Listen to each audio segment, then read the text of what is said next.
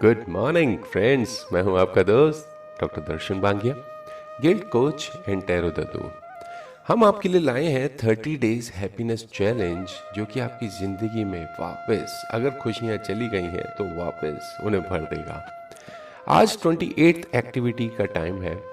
अगर किसी भी वजह से आपको ये लिंक डायरेक्ट मिला है, आज आप पहली बार हमें सुन रहे हैं, देख रहे हैं, तो सबसे पहले इस वीडियो के डिस्क्रिप्शन पे जाएं। यूट्यूब के डिस्क्रिप्शन में हमने इंट्रोडक्शन से लेकर आज तक जितनी भी इसकी अलग अलग पॉडकास्ट आपके लिए पहले से पोस्ट की हुई हैं, उन्हें 1 बाय 1 फॉलो करते हुए फिर इस तक पहुंचे, क्योंकि आप ताकि समझ सकें कि ये 30 डेज हैप्पीनेस चैलेंज है क्या और ये आपको किस तरीके से काम आएगा, किस तरीके से आप इसका फ़ायदा उठा सकते हैं।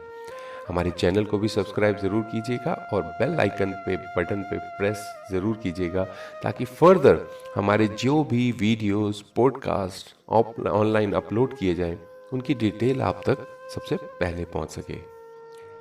आज की 28th एक्टिविटी बेसिकली है वॉच द सनराइज। जी हाँ, सुबह सूरज उगता हुआ देखिए। ये बहुत ही इनक्रेडिबल फीलिंग है जब आप बाकी सभी से पहले उठ जाते हैं, जिसे हम यहाँ पर ब्रह्म मुहूर्त कहते हैं। ब्रह्म मुहूर्त होता है सूरज उगने से 1.5 घंटा पहले का समय।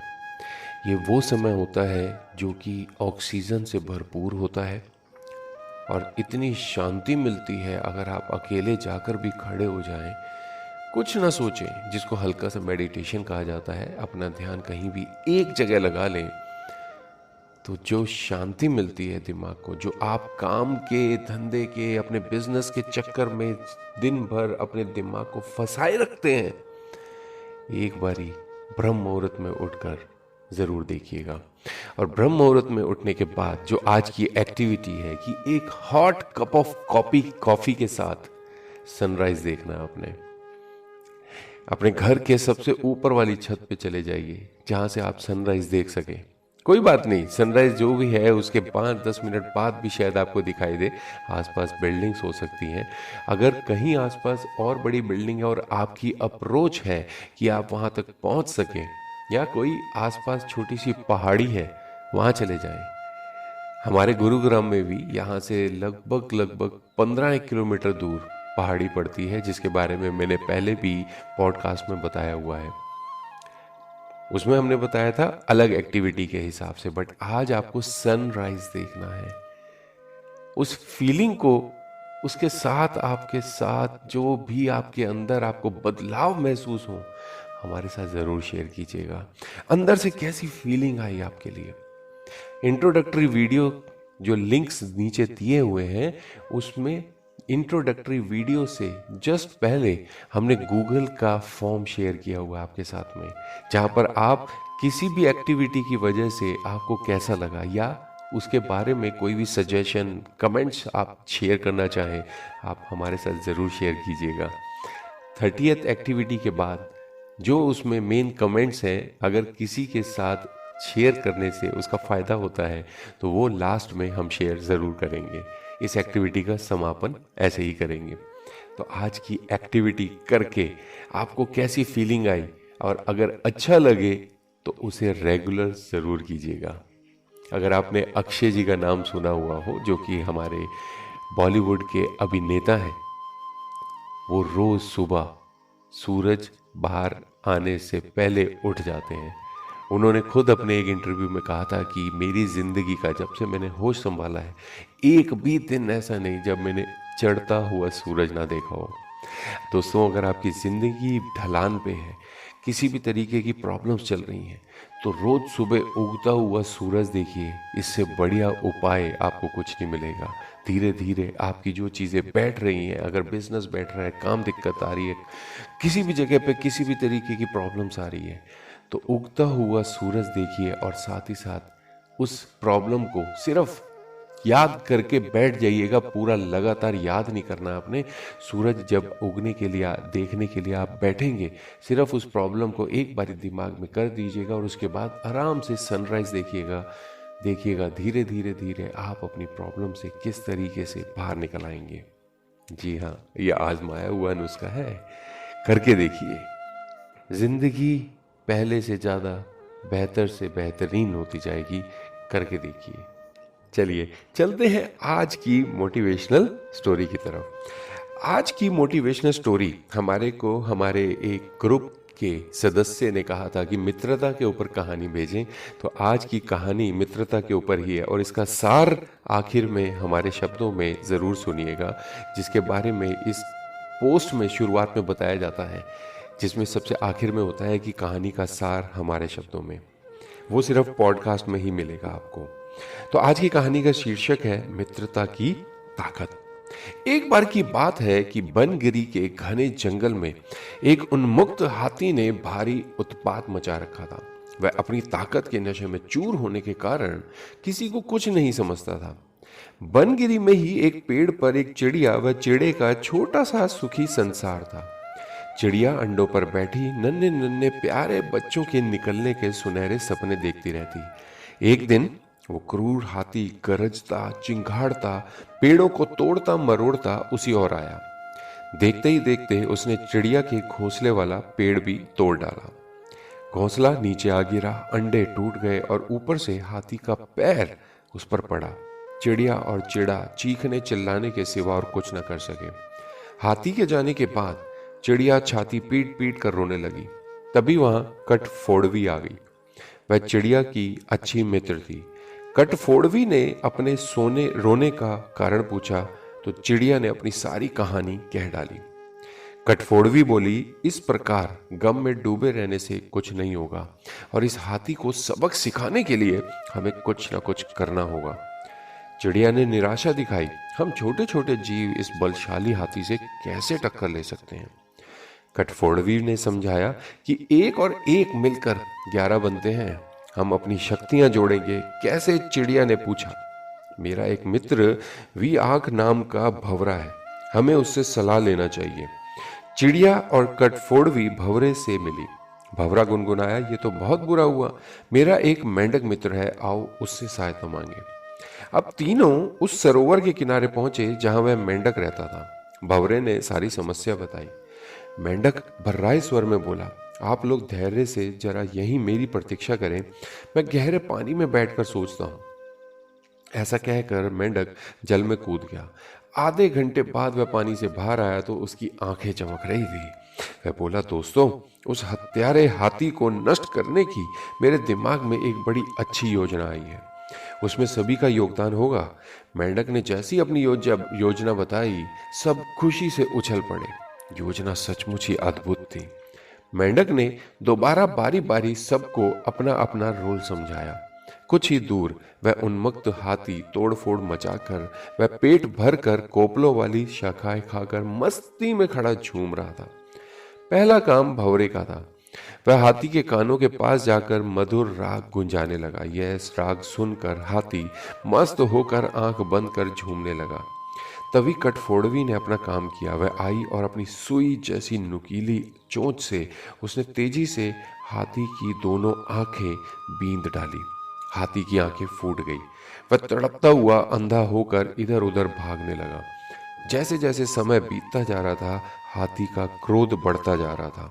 आंखों से नजर न आने के कारण और ठोकरों और टक्करों से शरीर जख्मी होता जा रहा था। जख्म उसे और चिल्लाने पर मजबूर कर रहे थे। चिड़िया कृतज्ञ स्वर में मेंढक से बोली, मैं आजीवन तुम्हारी आभारी रहूंगी, तुमने मेरी सहायता कर दी। मेंढक ने कहा, आभार मानने की जरूरत नहीं है, मित्र ही मित्र के काम आते हैं। एक तो आंखों में जलन और ऊपर से चिल्लाते चिंगाड़ते हाथी का गला सूख गया। उसे तेज प्यास लगी। अब उसे एक ही चीज की तलाश थी, पानी। मेंढक ने अपने बहुत से बंधु बांधवों को इकट्ठा किया और उन्हें ले जाकर दूर बहुत बड़े गड्ढे के किनारे बैठकर टर्राने के लिए कहा। सारे मेंढक टर्राने लगे। मेंढक की टर्राहट सुनकर हाथी के कान खड़े हो गए। वह यह जानता था कि मेंढक जल स्तोत्र के निकट ही वास करते हैं। वह उसी दिशा में चल पड़ा। टर्राहट और तेज होती जा रही थी। प्यासा हाथी और तेज भागने लगा। जैसे ही हाथी गड्ढे के निकट पहुंचा, मेंढकों ने पूरा जोर लगाकर टर्राना शुरू किया। हाथी आगे बढ़ा और एक विशाल पत्थर की तरह गड्ढे में गिर पड़ा, जहां उसके प्राण पखेरु उड़ते हुए देर न लगी। इस प्रकार उस अहंकार में डूबे हाथी का अंत हुआ। शिक्षा, क्या शिक्षा या क्या हमारे को सीख मिलती है इस कहानी से, वो है एकता में बल है और अहंकारी का देर सवेर अंत होता ही होता है। पर यहाँ पर इस स्टोरी से कुछ और भी सीखने को मिलता है। वो क्या है दोस्तों? अगर आपको जिंदगी भर अपने अंदर कहाँ प्रसन्नता चाहिए, हैप्पीनेस चाहिए, तो जो भी आपके दोस्त हैं, खासकर आपके बचपन के दोस्त, स्कूल में जो आपके साथ पढ़ते थे या गली में जो आपके साथ रहते थे या जो ट्यूशन आपके साथ पढ़ते थे या पार्क में आपके साथ खेलते थे, ऐसे दोस्तों का साथ हमेशा बना के रखें। आज तो सोशल मीडिया है, आप व्हाट्सएप पे ग्रुप बना के रह सकते हैं, आप फेसबुक पे ग्रुप बना के रह सकते हैं, और जब आपकी कोई भी प्रॉब्लम आती है अगर आप वहाँ शेयर करेंगे तो देखिएगा जैसे यहाँ पर कई मित्रों ने प्रॉब्लम को समझकर उसका ज़बरदस्त सॉल्यूशन बताया। नहीं तो आप खुद सोचिए, एक छोटी सी चिड़िया एक हाथी का मुकाबला कैसे कर सकती है, बट उसको उसके अंजाम तक पहुंचाया।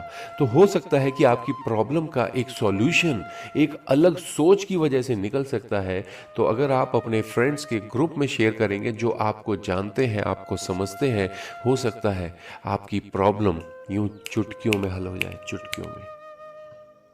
और दूसरा, कभी इस चीज को करके देखिएगा, महीने 2 महीने में जो भी आपके पुराने फ्रेंड्स का सर्कल है, अगर आप एक स्कूल एज से बाहर निकल चुके हैं, कॉलेज एज से बाहर निकल चुके हैं, जॉब बिजनेस कुछ भी कर रहे हैं, तो जरूर अपने पुराने दोस्तों के साथ में लिंक जरूर बना के रखिएगा और महीने 2 महीने में आपस में एक गेट टुगेदर जरूर कीजिएगा।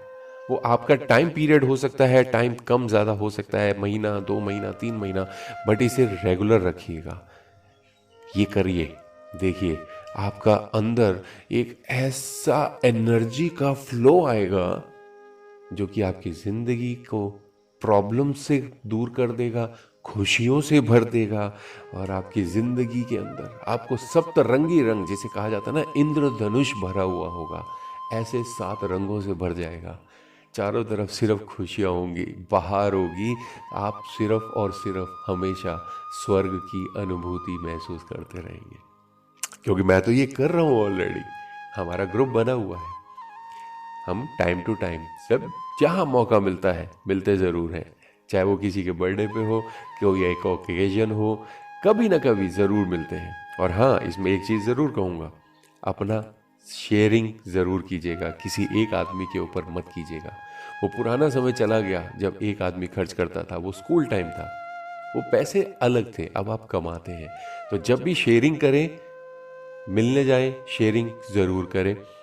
मेन मज़ा अपने दोस्तों के साथ मिलने का लीजिए, दिमाग में कुछ और मत रखिएगा। ये एक्टिविटीज़ मुझे पता है आप जब भी करेंगे, आज से आने वाले हफ्ते, महीने, साल में, प्लीज़ शेयर ज़रूर कीजिएगा, क्योंकि हम एक बारी जब ये 30 एक्टिविटीज़ पूरी हो जाएंगी, उसके बाद भी जब भी हमें समय मिलेगा, हम इन एक्टिविटीज़ के फॉर्म को ज़रूर चेक करते रहेंगे। और अगर आप चाहें तो आप भी हमारे को व्हाट्सएप पे डायरेक्ट लिख कर भेज सकते हैं कि मैंने आज अपनी ये एक्टिविटी की थी और उसको जो भी मेरे को लगा, अच्छा लगा, मैंने कमेंट्स, व्यूज़ शेयर कर दिए हैं।